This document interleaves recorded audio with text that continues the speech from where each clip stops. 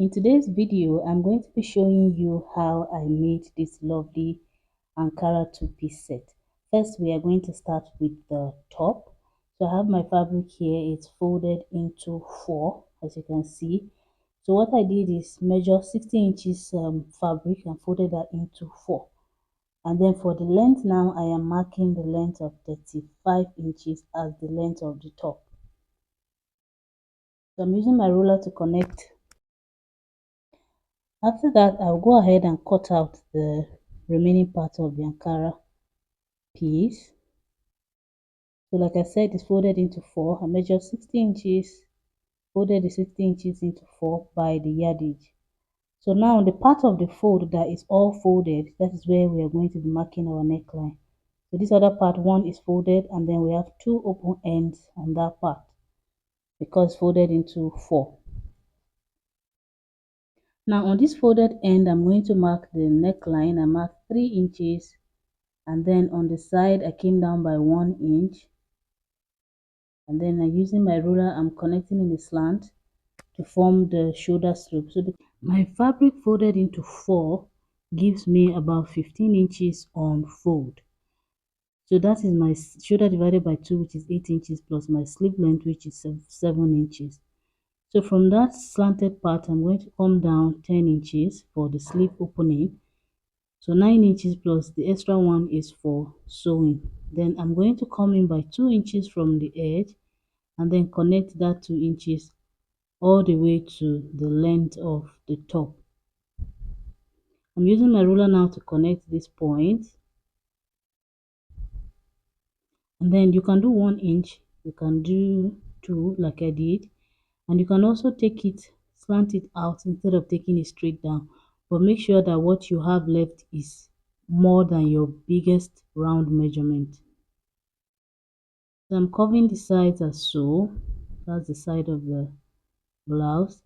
Next, now I will cut out the neck width. I'm just showing you that the width is my shoulder divided by 2 plus my sleeve length. So the neck 3 inches width, and then for the back neck I marked 1.5 inch for the neck depth. And I went ahead to make a curve like so, and that is it for the back.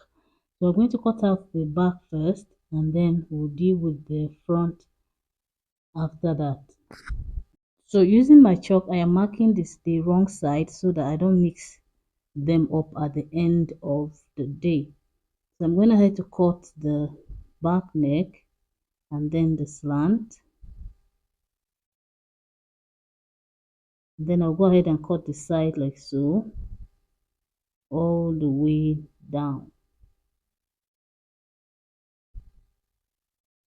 Because this other part is also folded, I'm opening it up like so. So now I'm going to take out the one of the pieces, which will now be our back piece, and then we'll use this one now to cut out the front neckline. So I came down by 12 inches. This is going to be my neck depth for the front. Then from the midpoint I went in by ½ inch. From the ½ inch, from the center front I went in by ½ inch. So I'm going to connect that ½ inch to the neck at the shoulder part like so.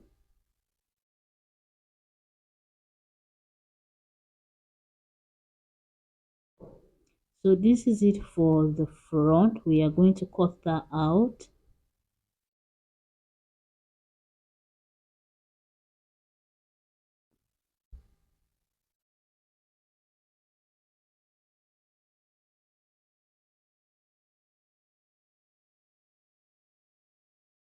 After cutting, this is what we have. If you open it up, this is what we have. And then next step will be to join the front and the back on the shoulder. So I'm placing them right sides together. We are going to go join the shoulders using ½ inch.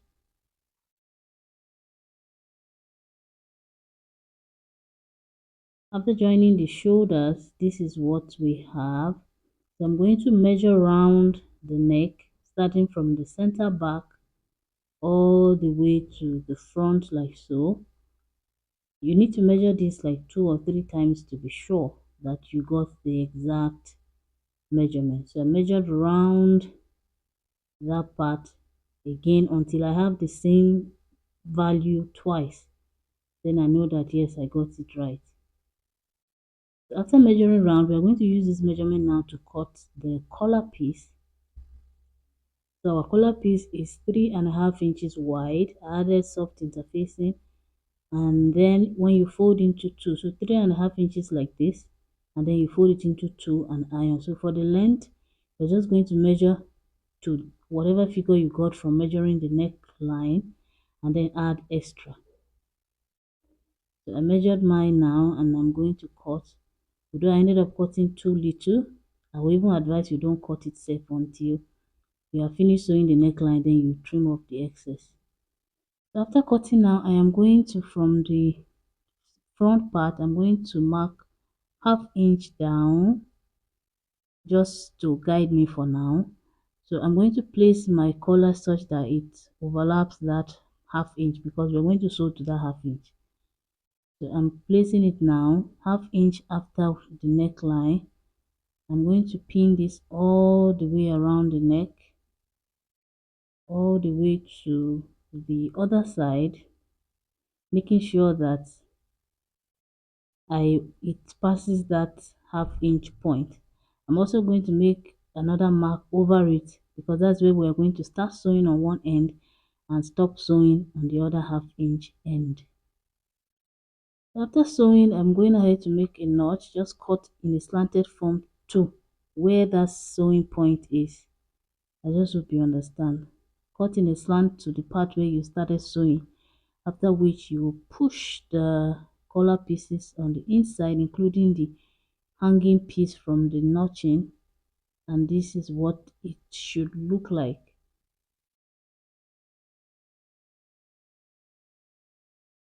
So after everything is aligned, I'm going to open it up to the wrong side like so, and then hold the 3 pieces together and pin them so that they don't shift, after which we will go and sew on that point like so. After sewing, this is what we have. You can top stitch around the neckline, but then because it's outside, you need to make sure that your hand is straight. After that, the next thing is the turn up for the sleeve. So measuring the sleeve opening here, we are going to cut out 2 pieces. There are 3 inches wide, so folded into two, we have about 1.5 inches. You just fold them into two like so. So on the sleeve part now, I just make sure that piece is longer than the sleeve opening. I'm going to place the wrong side, place the turn up piece on the wrong side, and then go and sew it. Then push it out, push the seam allowances towards the body of the top. Push the seam allowances towards the body of the top, and then go back and top stitch. After that, this is what we have. The next step is to turn it to the right side now and make sure that it's sitting properly. You can iron it at this point. Then on the shoulder part, I'm going to pin. I'll also pin the sides for now so that they stay in one place. But on the center point, I will take it back to the sewing machine and tack it down. Just sew in that place a couple of times and leave it be. We'll do the same thing for the second sleeve. This is what I've done. So at this point, you can go ahead and cut out the excess, but I did not. I will do that after I've joined the sides. I don't want to repeat my previous mistake.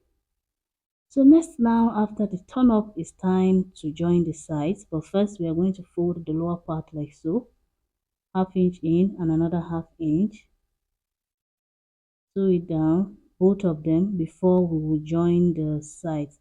So to join the sides, I just marked 1 inch, and then I will sew that 1 inch all the way to the armhole side. After sewing, I can now trim off the excess on the turn up part. The next, now turning to the side seam, we're going to make a casing for the ruched part. So I'm going to open up my seam allowances like this. Then I will place my tape from the length. So I placed 34 inches on my length part. Then coming up, I located 19 inches and then I made a mark there. So it's as if I'm measuring the length of my top, but then I started from the down. So I'm going to go sew the sides down like so. Then on the opposite side also, I'm going to do the same thing. Open up the seam allowances and then measure from the bottom, put your length on the bottom and then come up to 19 inches. So this 19 inches is about 1 inch below my half length. So we're just going to sew the sides like so to form that casing. And then using this tiny piece, we are going to make a rope. Just fold it in twice on both sides and then fold again into two and just sew it down all the way. So I had about 30 inches of the rope, two for one side and two for the other side. And the width of this I actually didn't bother. I just made sure that they are both the same, so one rope is not larger than the other one, but I would advise you use like 1.5 inches for the width. So after sewing, this is what our side seam is looking like. So now we have a casing where these ropes can pass through. So using my safety pin, I am going to pass it through the rope like so, and then pass it through one of the casings that we just made. Keep pushing it until we get to the upper part, get to that 19-inch point where we started sewing, after which I'll bring it out like this, then push it back in a little bit so that it's just about ½ inch above that 19-inch mark. Then I'll use my pin to hold it in place. Now it's secured, so I'll go back and do the same thing for the other opening. Pass the rope through the safety pin and then through the channel all the way to the upper part.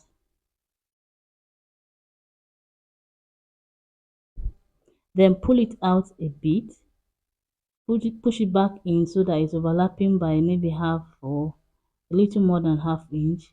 Using my pins now, I held it down, so I'm going to go and sew over it like that, and then we'll repeat the same thing for the opposite side.